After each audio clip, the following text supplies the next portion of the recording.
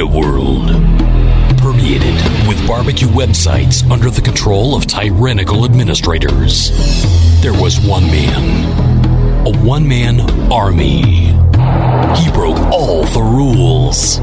He allowed his members to speak out, give their opinions, and make the website what it is today. Get ready for Greg Rempe and the Barbecue Central Show. Live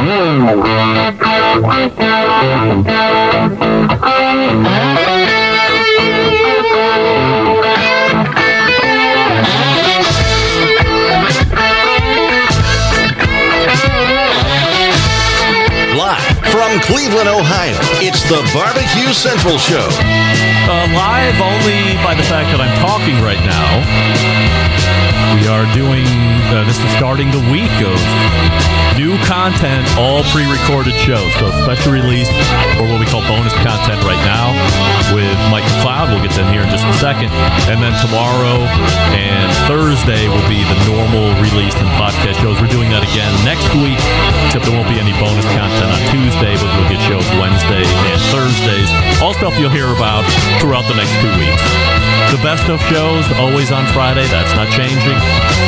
So, without any further ado, we will head to the hotline and welcome our pal and the creator of World Food Championships, Mike McCloud, joining us. Hey, Mike.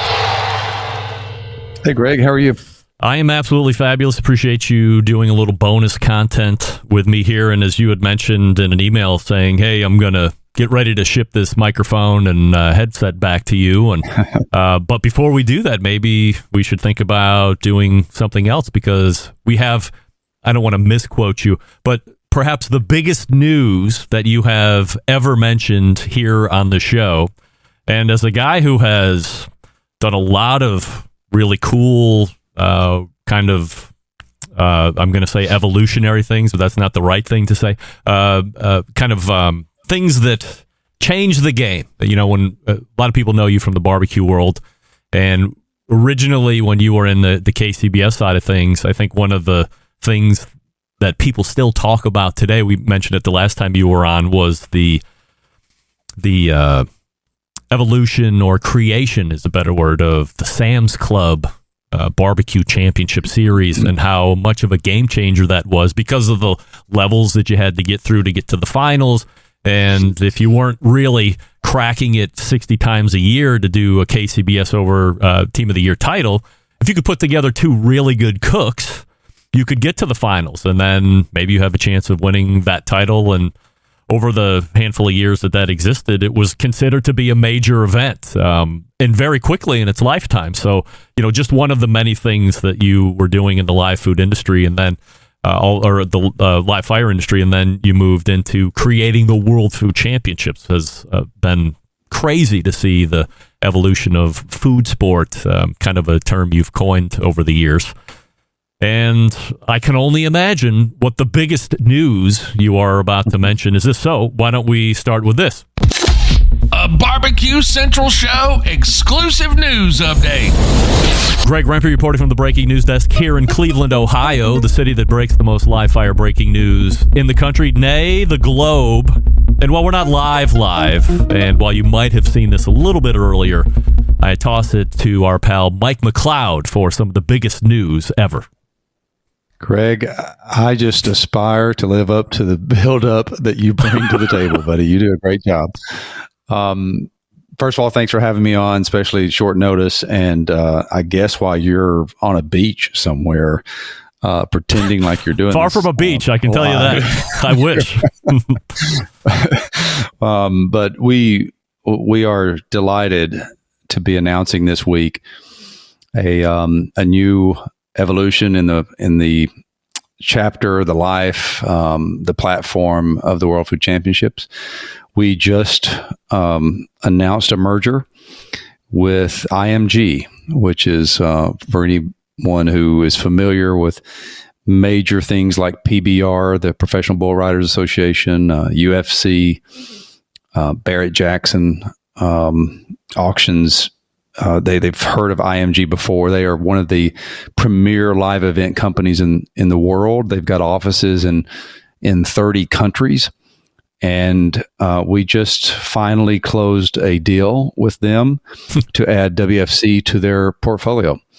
We have been working on this for about 13 months, and finally got all of the legal Eagles aligned and all of the T's crossed and the I's dotted, and can now go public about our new venture and our new partner, and what I think is going to be an exciting new chapter for UFC or WFC. And I'm kind of referring to it as WFC 2.0 because I think it's going to again provide a major milestone and another major ripple effect in what we affectionately refer to, as you called it, and recalled it, food sport. So that's the news.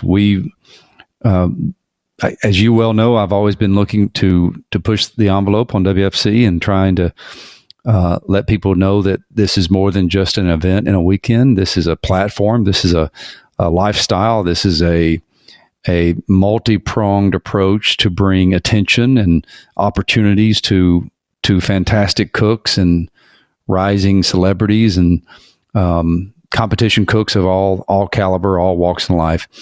And I've long believed that WFC was on the right path, on the right track to do that before anybody else was even thinking that was a possibility. And we just proved it. So we're excited, and we can't wait to start revealing some of the new wrinkles and the new enhancements, the improvements that we're going to make to the overall event. So if the time it takes to cross T's and dot I's is 13 months, how far back does it stretch to where, maybe the first question would be, how does this even come together? Are you secretly looking for a partner, or is IMG coming to you and saying, hey, Mike, we see what you're building here and we're believing in it, we want to know a little bit more about it? And then after those conversations take place, do they start to talk about putting some type of marriage together? Yeah, so I think it's a little different with any particular property. IMG, which is owned by a public company called Endeavor, they have endeavored to find growing platforms and then apply their capital and their company and their knowledge to make it bigger, better, bolder, faster, and to be a catalyst for those things. And it's not been uncommon over the last 10 years, it's kind of hard to believe. We just finished our 10th anniversary with the final table in May. But I've been approached about 3 serious times of potential acquisition, potential major investment, potential merger for WFC. IMG specifically, or different companies too? Different companies, different investors over the years.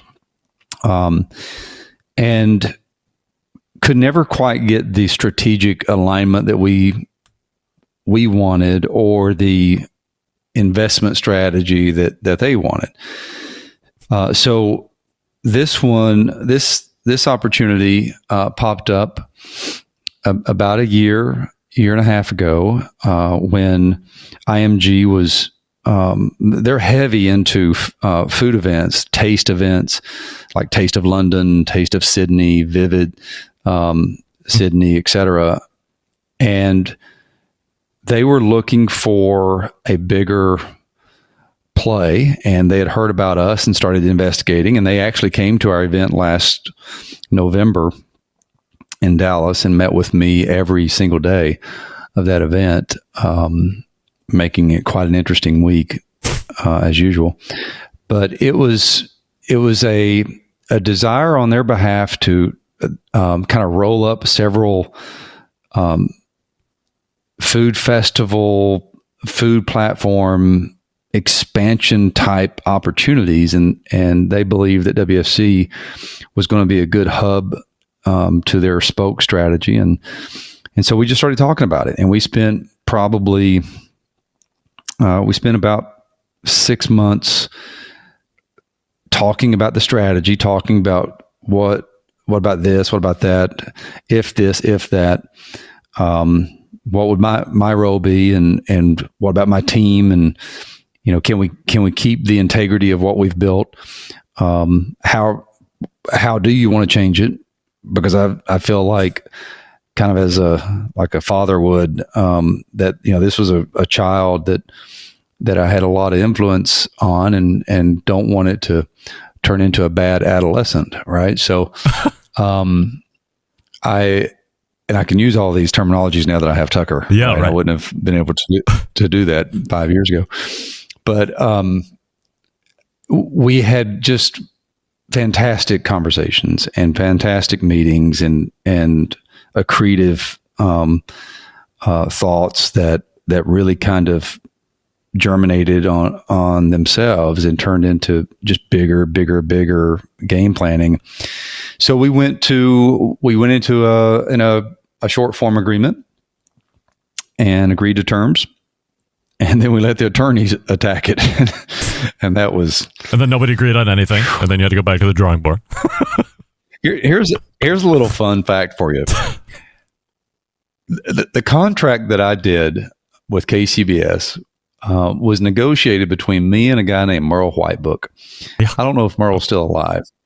But Merle and I, we went round and round and round on that contract and presented to the board. And that was probably my first big WTF moment when it came to the way legal minds think. And I thought that was something.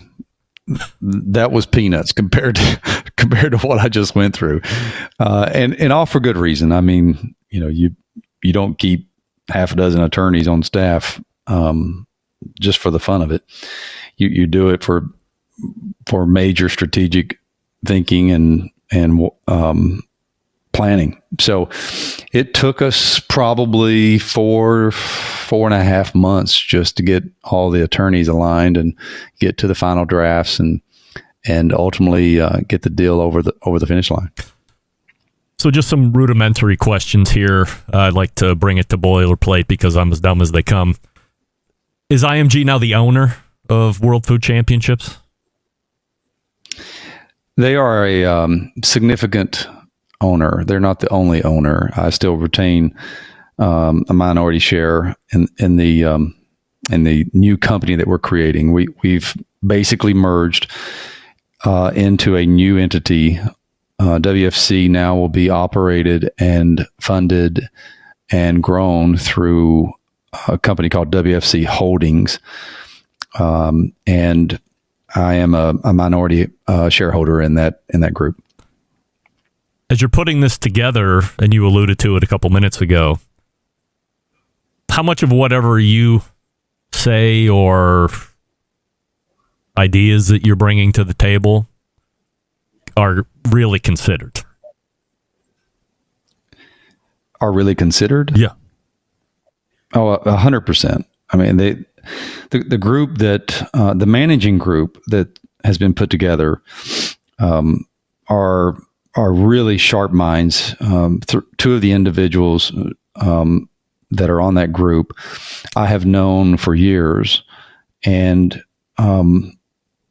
we have very similar thinking about business. We have very similar thinking about food sport.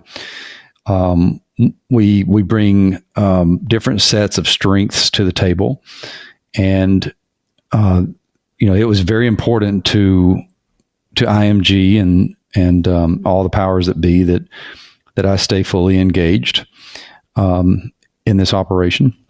And I've signed a long-term agreement to be in the chief operating officer role, and continue to provide the what I consider the legitimate legs and backbone to this platform.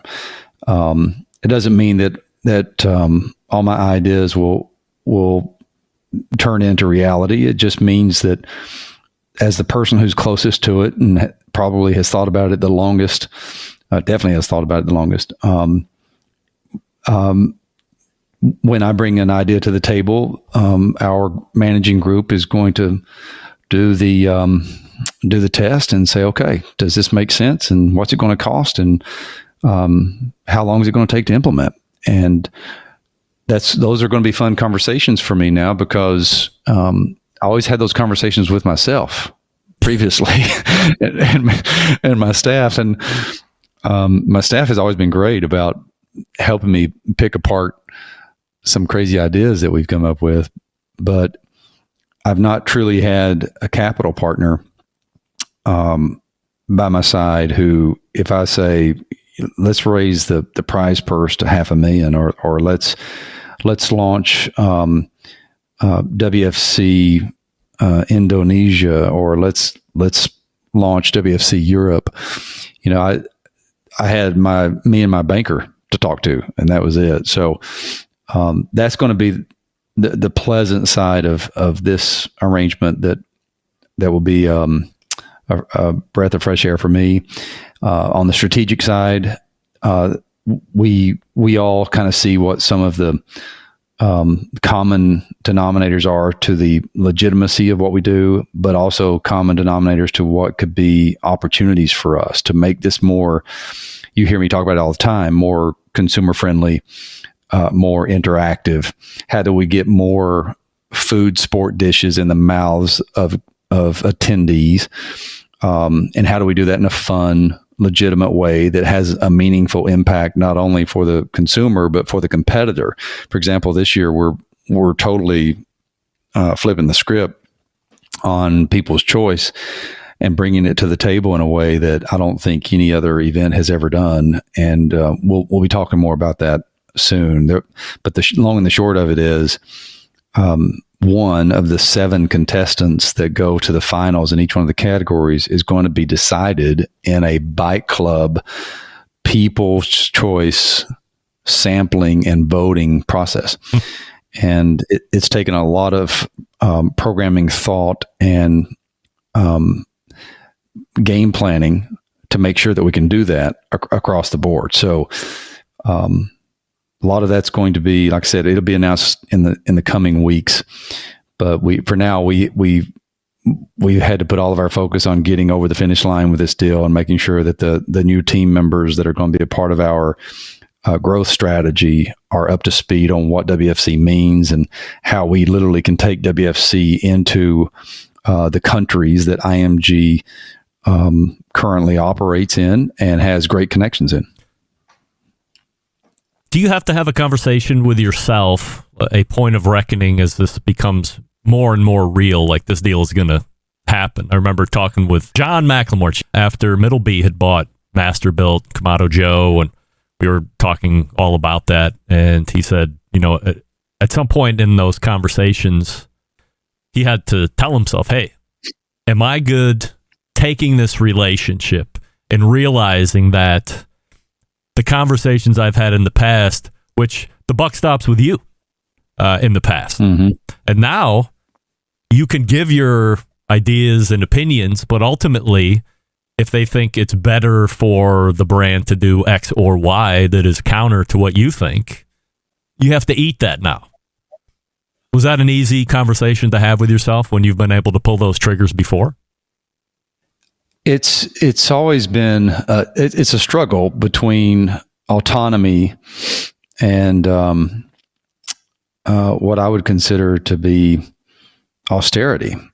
I mean, anytime that I've ever looked at either investing in an opportunity or asking investors to be a part of an opportunity, the old adage that it's better to own a small piece of a large pie than all of a small pie, has always been kind of the tug of war that you play with as an entrepreneur. And what I have come to grips with and what I am very comfortable with is that IMG and its parent company Endeavor are their ability to be a catalyst for growth and to officialize the entire concept of food sport is much greater than my ability alone.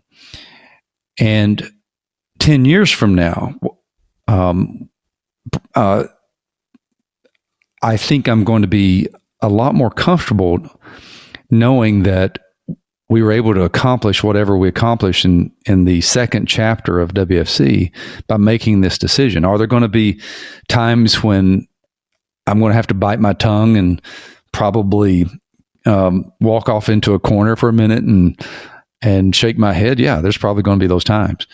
But for me and my family, for my team, for I think food champs throughout the entire industry we serve, this is the right thing to do. This is the best thing to do, and that will be my overriding thought process whenever I face any type of resistance that I would not have faced as the lone wolf in making decisions. I'm not going to ask you a specific amount, but does this merger or partnership put you in a much better financial spot than you had previously? I wouldn't even have considered it if it didn't do that. So how's it going to look now that IMG is taking over? We have obviously the 11th version of World Food Championships coming up here at the end of the year. Are there going to be changes for things that are happening this year, or are we looking into 2024 and beyond for things to really, if they're going to change or feel different, that's when it's going to happen?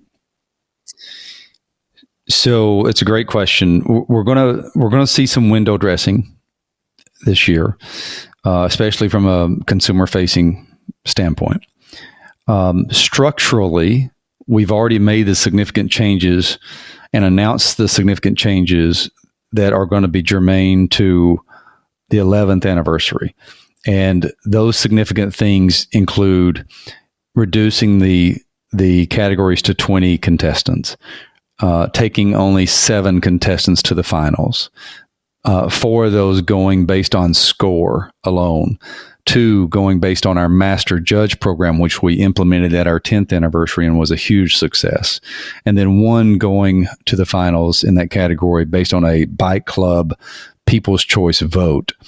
Those structural changes are all significant and were made in light of what was about to come, but still under my thinking and my team's thinking of how do we make this tighter? How do we make this tougher? How do we make this more manageable from an operational standpoint? And I think those things will stand the test of time. They might get a little tighter. For example, in our 12th event, we might go to 6 or 5 finalists. I see little tweaks like that occurring. I see us taking live fire and really expanding that and making it a showstopper, much like you would see at Meat Stock or some of these other major events across the pond. So those that you're going to get a sniff of that this year. We are definitely going to use the what's called the promenade at Dallas Fair Park, the entire fountain area. We're going to use it a lot more strategically this year. We're going to change some of the wayfinding to get into the building, and we're going to decorate the building better, and we're going to promote the heck out of it. We're going to have a lot more. The IMG has its own media outlets and capabilities, so those things are going to augment WFC, make it more prominent. We're probably going to see some celebrity here and there. IMG and Endeavor also represent a lot of major athletes, and a lot of celebrities are engaged with them because their sister company, the talent firm, I think it's William Morris, is a significant part of Endeavor's portfolio. So I think you're going to start seeing this event just percolate to the top of the list of events that people think to themselves every year, I got to go to that. Like Sobe, for example, right? Like Aspen, the Kansas City Royal, Houston Livestock, etc. I think WFC is going to be on that list. And we've already won USA Today's, best events award a couple years out of the last 3 or 4. So we were getting that kind of notoriety, but now you're going to start seeing a lot of international chefs come over to this event because of IMG connections. We've already started seeding that the other way. For example, Preston Wynn, our 2021 champion, just completed last week a Taste of London appearance that was followed by about 5 staging experiences with Michelin star chefs in London. That was all because of our IMG connection. You just saw Sterling Smith go to Sydney and be a part of Vivid down there, and that was all because of IMG. So now we have this whole network of international events and international celebrity chefs that we're going to start cross-pollinating each other with. And our champions, when you become a champion of WFC, which we've always dreamed, that is a career starter. It gets more legs, it gets more traction, and it'll be a lot more visible output if you're the barbecue champion, how you get seeded into these other international experiences. So that's what you'll see. You're going to, I think our 12th event is going to be massive based on some things that we're talking about. But our 11th is going to be kind of a segue from who we are to where we're wanting to go. Down the road, will there be a permanent home for the main event? Not final table, but the main week-long event? Is that something they could stay somewhere anchored in? That's a great question, and to be perfectly honest with you, we're grappling with that right now. We're trying to really determine, does it make sense to keep doing the final table in a rotational strategy where it goes somewhere. For example, it'd be really easy to work with IMG and have the final table in Dubai as early as April or May, because they've got operations and events in Dubai. And I love the thought of that. But I hate that, by the way, just as somebody who likes America. I want it to stay here, but wow, yeah. Dubai sounds far. Yeah. Yeah. Or Singapore or London or Sydney but we just had a remarkable final table in Bentonville, Arkansas, because of Sam's Club and Walmart. And I don't think it's any secret that we're in deep talks with them on trying to make sure that relationship gets bigger and better and more profound. So we're kicking around a lot of strategic thinking on that to try to determine what makes the most sense for long-term growth. The other thing that we're quite candidly trying to figure out is the TV component.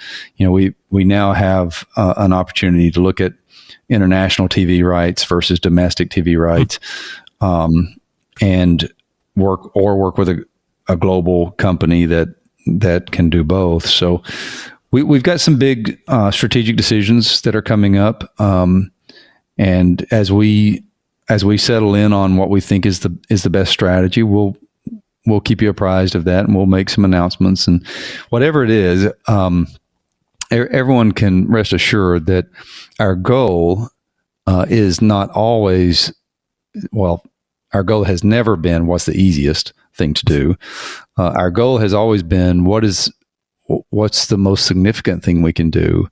And now it's going to be what is the most strategic growth aspect to what we can do. If you take UFC and PBR, those are significant platforms. And IMG has played a significant role in those. And there's a reason that in their own self-promotion, IMG talks about being a league developer, right? So that's something to really think about. How do they develop? How do they help us develop the true league around World Food Championships, all from a qualifier standpoint, from a team centric geo destination, city or origin standpoint, to make food sport as big as it can be. And I mean, I'm just shooting from the hip here, so don't write this one down as a prediction. But the thing that we do in Dallas or wherever we end up doing it in the years to come could be the WFC Americas, right? And that we do need to finish the event and the final table all in one fell swoop in a 2-week process to have one winner who goes up against the European winner, who goes up against the Asian winner, who goes up against the Australian winner, the Canadian, whatever it is. So there's a lot of different ways to think about how to grow the world food championships now. And we're going to start diving into those game plans and trying to figure out what does the next 3 to 5 years look like. Personally, what does this mean to you? You have a thing you've started from the ground up. You've fostered it over the last decade. I don't know when. I can't imagine you started this thing thinking, man, I'm going to do this. I'm going to spool it up, and then I'm going to start looking to offload it like a tech company or a startup business, something along those lines. So when you get to a point where somebody else the size of IMG starts to eyeball you and then starts to court you, that's got to be one of the most gratifying things in a business stand. Is it the most gratifying thing in the business world you've accomplished? I'm not sure I've been able to get my mind fully around how I really feel about all of it. Other than just being energized and being excited, I can share with you that there is a gratification to it. There's a validation to it. I think any entrepreneur who believes in the American dream wants to build something up and wants to ultimately think about, okay, if can this grow and become something beyond me, or do I just want to sell it? And for me, I've always believed that I wanted it to live beyond my means and live beyond my years. I think a lot about, believe it or not, people like Gary Wells, who helped create something. And today, whether you agree or disagree with the decisions that are being made or the growth strategy behind something like the KCBS, the significant thing is that Gary and Carolyn created something that has lived beyond them or will live beyond them in Carolyn's case. And that's kind of one of the things I've always thought about, that I believe, I have always believed from the moment that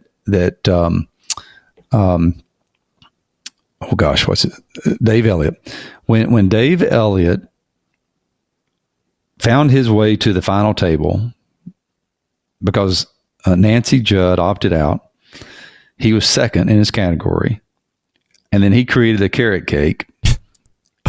And Simon Majumdar said, "This is the best carrot cake I've ever put in my mouth." And he goes on to win World Food Championship in our second year of World Food Championships in Las Vegas. I was standing on stage when that happened, and we were being filmed by A&E at that time. And there's a major hoopla around it and all kinds of incredible backstories that never made the TV show, unfortunately. And Dave's was kind of one of them. They didn't think someone from Dessert was going to win the darn thing. And they had to go and back shoot some of his stuff. It was kind of funny to watch all that happen. But when he hoisted that trophy, I believed at that moment I had been a part of developing something that was bigger than me, bigger than my company. And ever since then, my goal has been focused on that essence. How does this become an ongoing, year in, year out enterprise that changes people's lives, that allows them to pursue their cooking career, that leads to opportunity beyond even their imagination.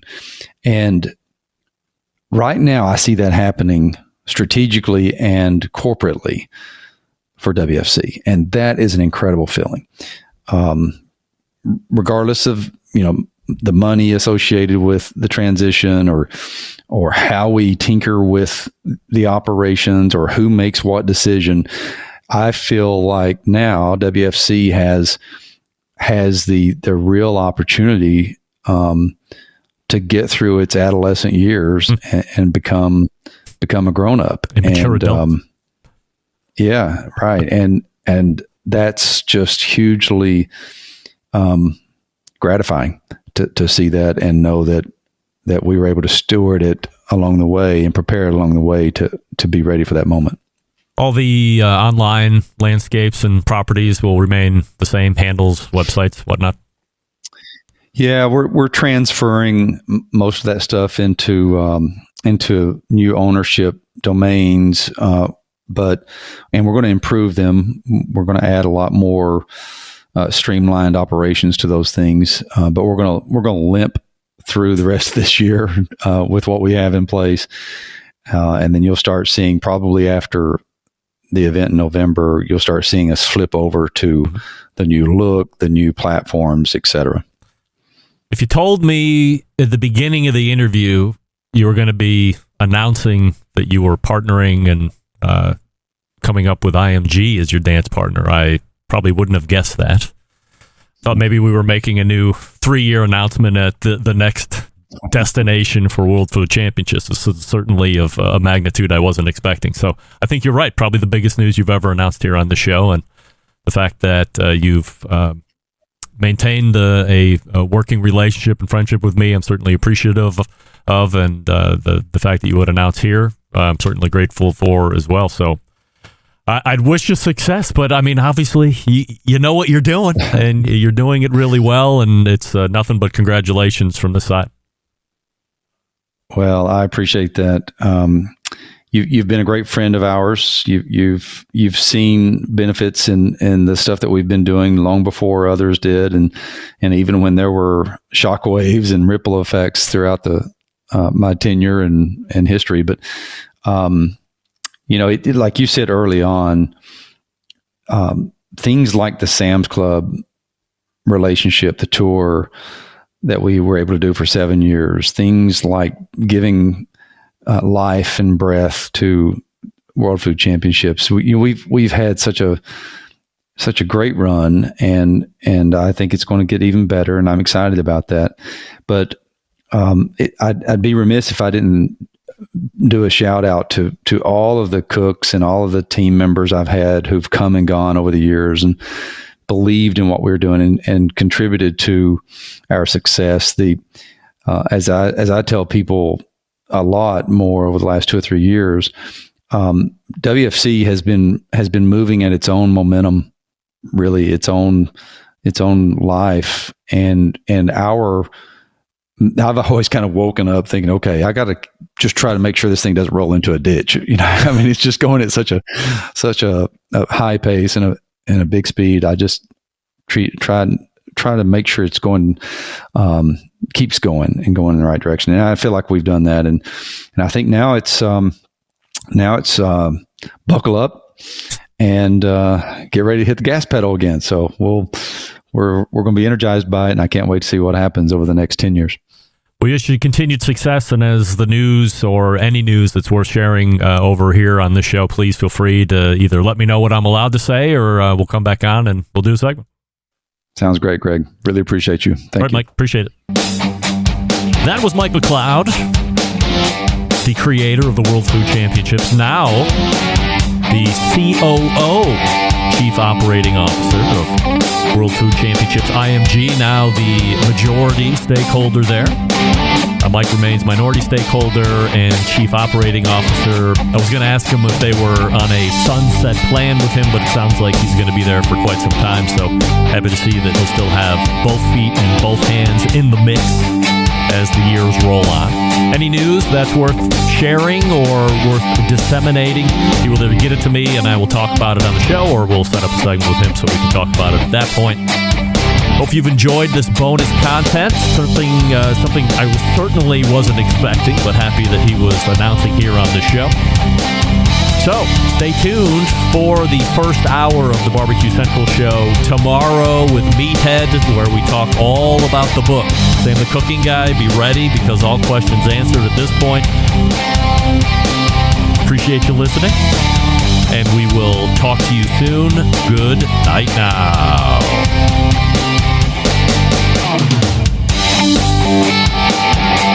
This is Jennifer Palamas from Charlotte, North Carolina, and this is Barbecue Central.